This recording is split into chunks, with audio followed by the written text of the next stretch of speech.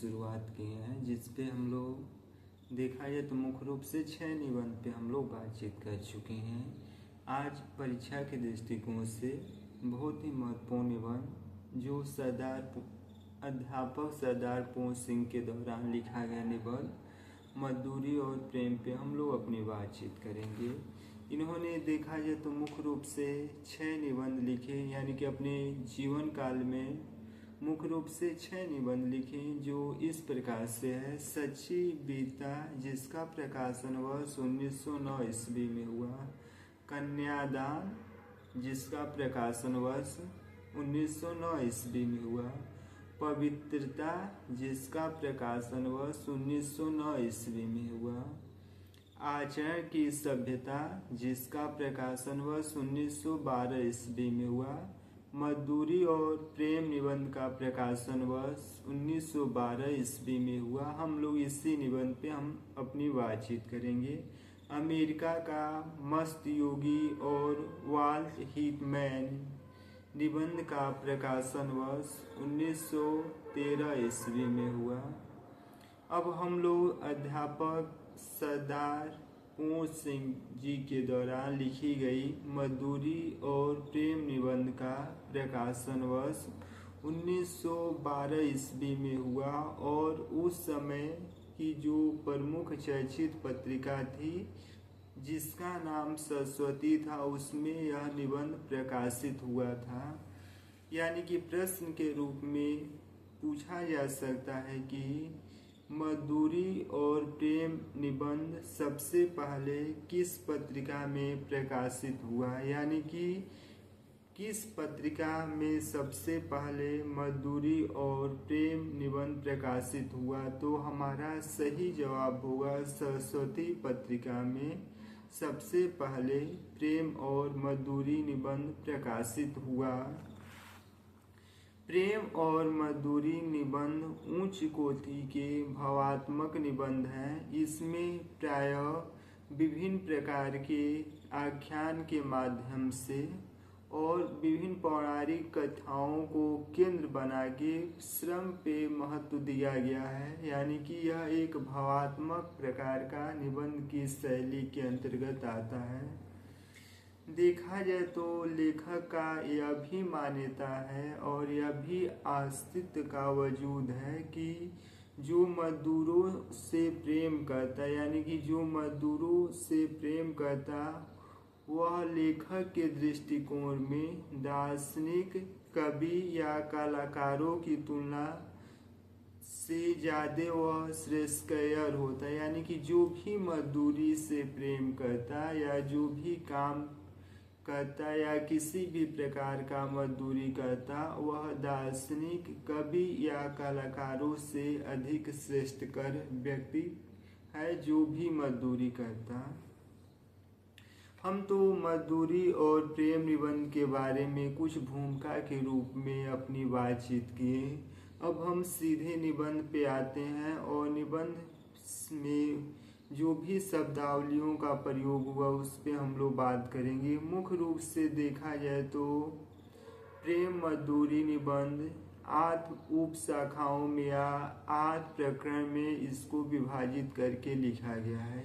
अब हम एक एक जो भी प्रकरण है उस पे हम लोग अपनी बात करेंगे।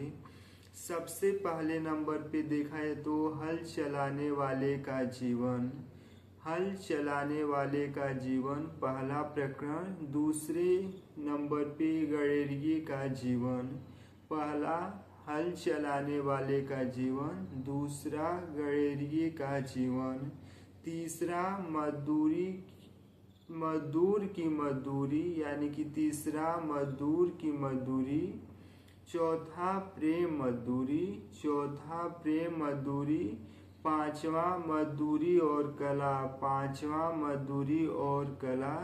छठवां मजदूरी और फकीरी, मजदूरी और कला पांचवें पे, छवें पे मजदूरी और फकीरी, सातवें पे देखा जाए तो समाज का पालन करने वाला दूध, और आखिरी प्रकरण पश्चिमी सभ्यता का एक नया आदर्श। पश्चिमी सभ्यता का एक नया आदर्श आखिरी प्रकरण है। वस्तुतः यह अलग अलग प्रकरण के रूप में दिया नहीं है, लेकिन उस निबंध शैली के अंतर्गत विभिन्न प्रकार के हेडिंग के माध्यम प्रकरण के माध्यम से इन्होंने अपनी बात को रखने का प्रयास किया है।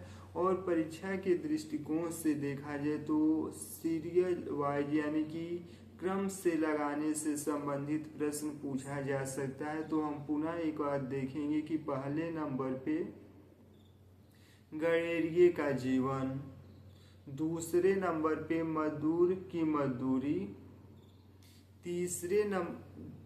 पहले नंबर पे हल चलाने वाले का जीवन, दूसरे नंबर पे गणेरिये का जीवन और तीसरे नंबर पे मजदूर की मजदूरी, चौथे नंबर पे प्रेम मजदूरी, पांचवें नंबर पे देखा है तो मजदूरी और कला, छवें नंबर पे मजदूरी और फकीरी, सातवें नंबर पे समाज का पालन करने वाला दूध और आखिरी नंबर पे पश्चिमी सभ्यता का एक नया आदर्श।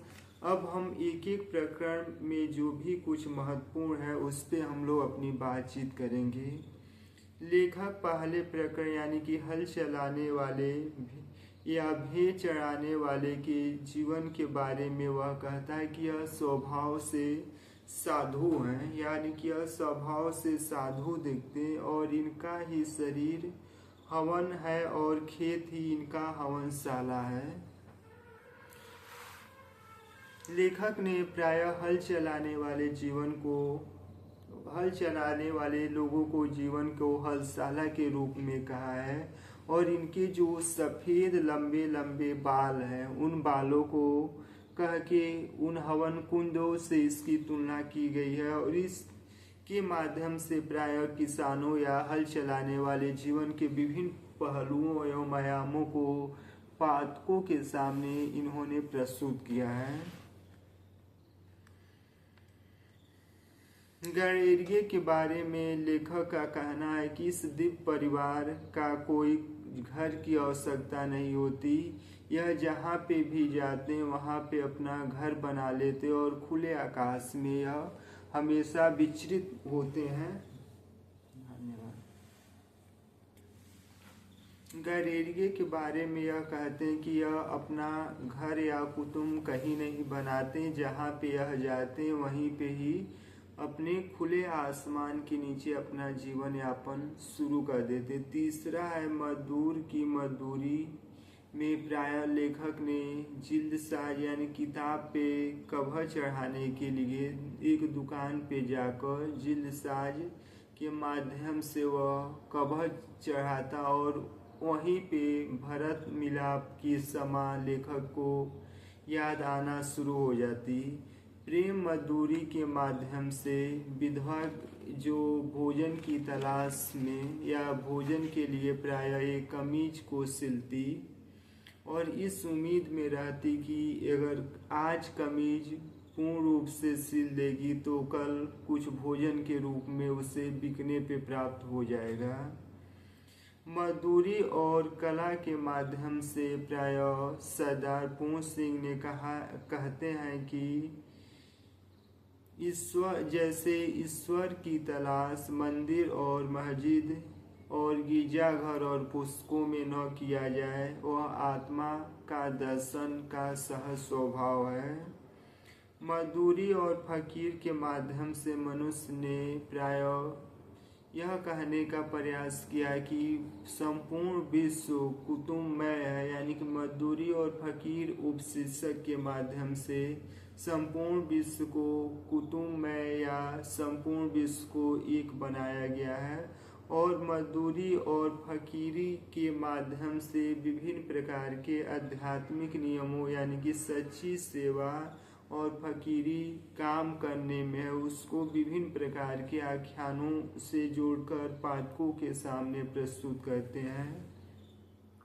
लेखक कहते हैं कि जोन आवे आर्क की फकीरी और भेड़ चढ़ाना, टाइल स्टाइल की त्याग और जूते गाथना, उमर खमार का प्रशंसा पूर्वक तंबू को सिलना और ठीक इसी प्रकार से कबीर रैदास का शूद्र होना और गुरु नानक और भगवान श्री कृष्ण मूक पशुओं को चराते थे और इस उपशीर्षक के माध्यम से सच्ची मजदूरी को ही वास्तविक फकीरी के रूप में कहा गया है।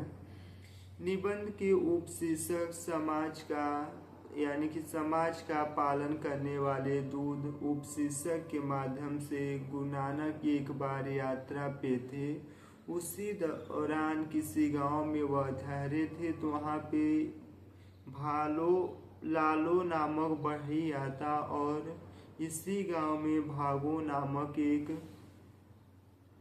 मालदार यानी कि धनवान रसोई रहता। भागो प्रायः गुरु नानक को बलपूर्वक अपने यहाँ भोजन कराने के लिए आमंत्रित करता और जब वह अपना हलवा पूड़ी लेके भागो गुरु नानक के पास पहुँचता तो उसमें जब गुरु नानक उसे लेके मुट्ठी में दाबते तो उससे खून निकलता। ठीक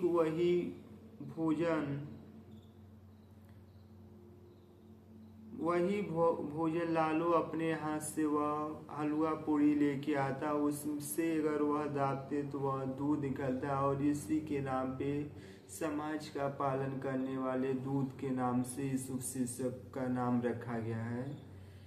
और पश्चिमी सभ्यता के नए आदर्श के उपशीर्षक के माध्यम से प्रायः आधुनिक समय या पश्चिमी समय के दार्शनिक के देवता के रूप में रस्किन और स्टाइल को मान्यता के रूप में प्रतिष्ठित किए। यानी कि पश्चिमी सभ्यता का नया आदर्श उपशीर्षक में वर्तमान समय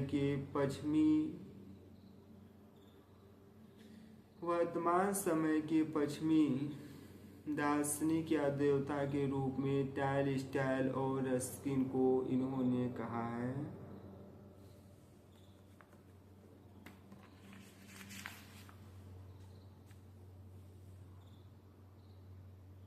यहाँ तक के लिए धन्यवाद।